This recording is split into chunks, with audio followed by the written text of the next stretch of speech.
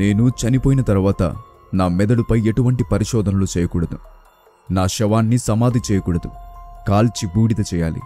ఈ మాటలు ప్రపంచ శాస్త్రవేత్తలలో అగ్రస్థానంలో ఉన్న సర్ ఆల్బర్ట్ ఐన్స్టీన్ గారి చివరి మాటలు.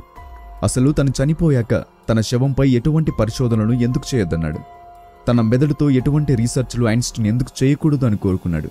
అంతేకాదు, ఒక యూదా మతానికి చెందిన ఆల్బర్ట్ ఐన్స్టీన్ వారి సాంప్రదాయాలకు విరుద్ధంగా తన శవాన్ని ఎందుకు కాల్చమని చెప్పాడు? ఈ ప్రశ్నలన్నిటికీ ఈ వీడియోలో సమాధానం చూడబోతున్నాం. So let's get started.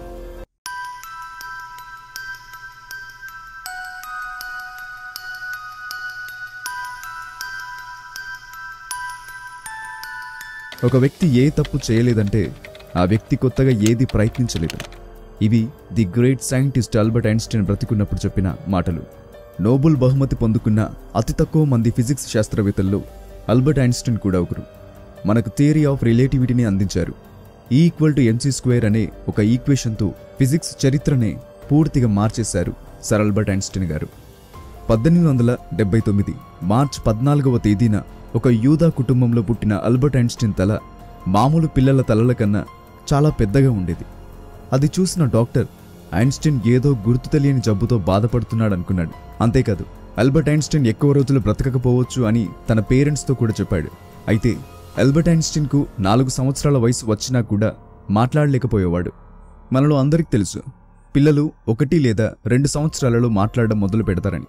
కానీ ఆల్బర్ట్ ఐన్స్టీన్కి 4 సంవత్సరాలు వచ్చినా మాట్లాడకపోవడం చూసి అతని పేరెంట్స్ చాలా బాధపడేవాళ్ళు. అయితే ఒకరోజు రాత్రి డైనింగ్ టేబుల్ దగ్గర అందరూ కూర్చుని భోజనం చేస్తున్నారు. సడన్గా ఐన్స్టీన్ సూప్ చాలా వేడిగా ఉంది అన్నాడు. అది విన్న ఐన్స్టీన్ పేరెంట్స్ ఒక్కసారిగా షాక్ అయ్యారు. అప్పటి వరకు మూగవాడు అనుకున్న వారి అబ్బాయి మాట్లాడేసరికి ఎక్కడ లేనంత సంతోషం వేసింది వారికి.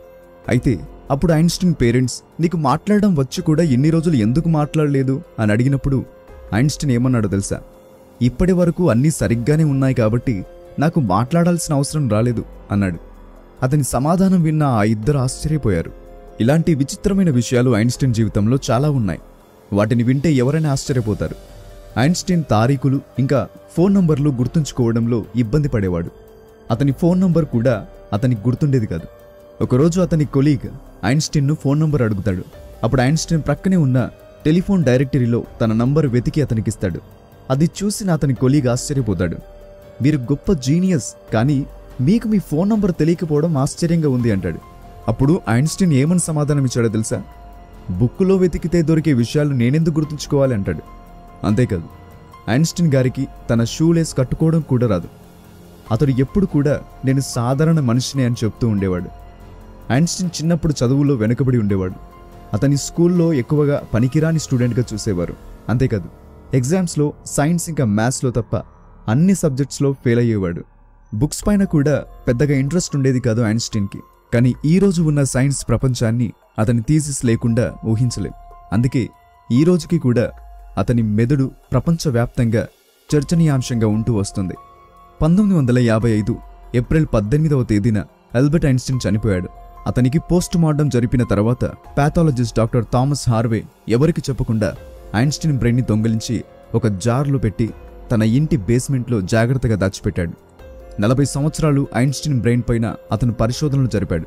తర్వాత ఈ విషయం ప్రపంచానికి తెలియాలని తన దగ్గర ఐన్స్టీన్ బ్రెయిన్ ఉందని సైంటిస్టులకు చెప్పాడు. కానీ సైంటిస్టులు ఆల్బర్ట్ ఐన్స్టీన్ కొడుకు పర్మిషన్ ఇచ్చే వరకు అతని బ్రెయిన్ పైన ఎటువంటి పరిశోధనలు జరపలేదు. చివరికి ఆల్బర్ట్ ఐన్స్టీన్ కొడుకు హాన్స్ ఆల్బర్ట్ ఐన్స్టీన్ పర్మిషన్ ఇచ్చాడు. అప్పుడు రీసెర్చ్ మొదలుపెట్టిన సైంటిస్టులకు ఎన్నో ఆశ్చర్యపరిచే విషయాలు తెలిసాయి. వీడియో కంటిన్యూ చేసే ముందు మీకు ఒక అద్భుతమైన ప్లాట్ఫామ్ని పరిచయం చేయాలనుకుంటున్నాను. ఈ కాలంలో జాబ్స్ దొరకడం చాలా కష్టం. ఎందుకంటే మనం సరైన ఎడ్యుకేషన్ సిస్టమ్ని ఫాలో అవ్వడం లేదు. బయట ఎన్నో మంచి శాలరీలను అందించే కెరీర్ ఆప్షన్స్ ఉన్నాయి. అందులో ఒకటి డేటా సైన్స్. ఫ్యూచర్లో బాగా డిమాండ్ ఉండబోతున్న కోర్స్ కూడా ఇదే. ఇటువంటి డేటా సైన్స్ కెరీర్లో మీరు కూడా సెటిల్ అవ్వాలి అనుకుంటే కొన్ని వేలకు పైగా సక్సెస్ స్టోరీస్ ఉన్న ఓడిన్ స్కూల్ బూట్ క్యాంప్ని మీకు ఇంట్రడ్యూస్ చేయబోతున్నాను. ఇది డెడికేటెడ్ జాబ్ అప్లికేషన్ పోర్టల్. లైవ్లో ఇన్స్ట్రక్టర్ ద్వారా మీరు నేర్చుకుంటారు. ల్యాబ్స్ అలాగే ప్రాజెక్ట్ బేస్డ్ లెర్నింగ్ ఉంటుంది. మిమ్మల్ని ఫుల్గా ప్రిపేర్ చేయడానికి మాక్ ఇంటర్వ్యూస్ కూడా ఉంటాయి. Communication and aptitude training, workplace behaviour కోసం వర్క్షాప్స్, ఇలా ఇండస్ట్రియల్ రెడీనెస్ ప్రిపరేషన్ అయితే ఉంటుంది. ఈ కోర్సులో భాగంగా power BI, machine learning, deep learning లాంటి చాలా విలువైన మాడ్యూల్స్ని నేర్పిస్తారు. కోర్స్ ఫీజులో 2 ఆప్షన్స్ ఉంటాయి. First option pay full fees 75,000 plus GST. EMI available ఉంటుంది. 10,000 వరకు ఎర్లీ బర్డ్ ఆఫర్ కూడా ఉంది. ఇక రెండవ option pay 40,000 plus GST in advance and attend full course. Odin school ద్వారా మీకు జాబ్ వచ్చిన తర్వాత మీ యాన్యువల్ CTC నుండి 10% పే చేయాలి. నెక్స్ట్ బ్యాచ్ నవంబర్ 30వ తారీఖున స్టార్ట్ అవబోతుంది. వీళ్ళకి 500కు పైనే హైరింగ్ పార్ట్నర్స్ ఉన్నారు అండ్ 4,000కు పైగా యాక్టివ్ లెర్నర్స్ ఉన్నారు. చాలా సక్సెస్ స్టోరీస్ కూడా ఈ అఫీషియల్ సైట్లో మీరు చూడొచ్చు. దీనికోసం మీరు చేయాల్సిందల్లా కింద డిస్క్రిప్షన్లో ఇచ్చిన లింక్ని ఓపెన్ చేసి ఈ ఫామ్ని ఫిల్ చేసి సబ్మిట్ చేస్తే వాళ్ళే మీకు కాల్ చేస్తారు. Now back to the video. వారం మొదట ఆ బ్రెయిన్ ఎంత బరువు ఉందో చూశారు. 1230 గ్రాముల బరువు ఉంది ఆ బ్రెయిన్. నార్మల్ మనిషి మెదడు బరువు కన్నా కొద్దిగా తక్కువ బరువు ఉంది.